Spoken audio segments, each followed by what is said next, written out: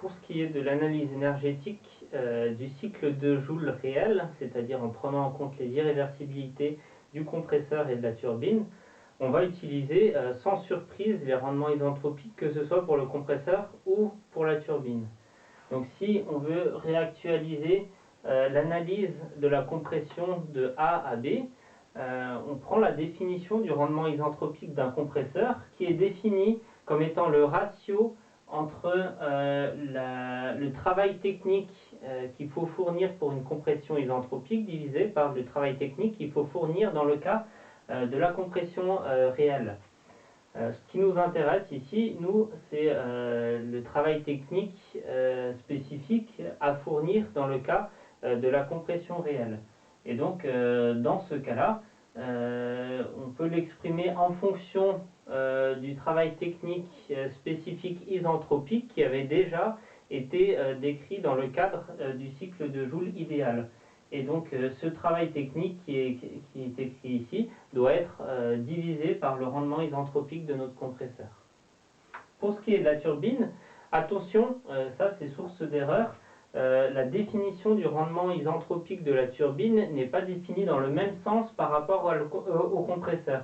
Cette fois-ci, c'est le ratio entre le travail technique réel divisé par le travail technique isentropique. Alors, c'est pas très compliqué de se souvenir dans quel sens sont définis ces rendements isentropiques. Il faut se rendre compte quel est le travail le plus important et quel est le travail le moins important. Les irréversibilités nous demandent de fournir un travail technique plus important pour faire notre compression dans le cas d'un compresseur. On va donc retrouver le travail technique réel en dénominateur. Alors que dans une turbine, le fait d'avoir des irréversibilités vont faire en sorte qu'on va pouvoir récupérer moins de travail technique sur notre turbine. Et donc, ça sera cette fois-ci le travail technique isentropique qui sera au dénominateur.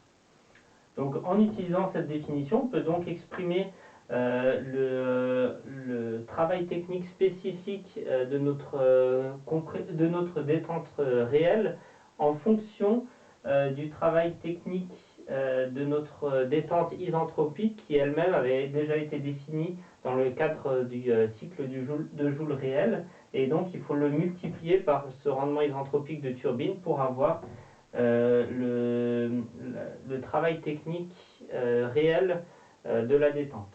On peut donc utiliser ces expressions des travails techniques spécifiques, que ce soit à la compression ou à l'aide détente, pour pouvoir réactualiser ce que sont les températures réelles des points de sortie compresseur et turbine, c'est-à-dire respectivement la température du point B et la température du point D. Et ayant réactualisé ces températures, on peut réexprimer de nouveau les chaleurs spécifiques qui sont nécessaires d'échanger au niveau de l'échangeur avec la source chaude et au niveau de l'échangeur avec la source froide. Plus de détails sont donnés dans le poly, et notamment ensuite sur le rendement de cycle, étant donné qu'il est possible d'écrire uniquement en fonction des paramètres d'entrée, sachant qu'on a deux paramètres d'entrée supplémentaires cette fois-ci pour notre système. Vu qu'on peut tout exprimer en fonction des paramètres d'entrée, il est aussi possible d'exprimer le rendement de cycle en fonction uniquement des paramètres d'entrée, mais on va se retrouver forcément avec une expression bien plus complexe cette fois-ci du rendement de cycle.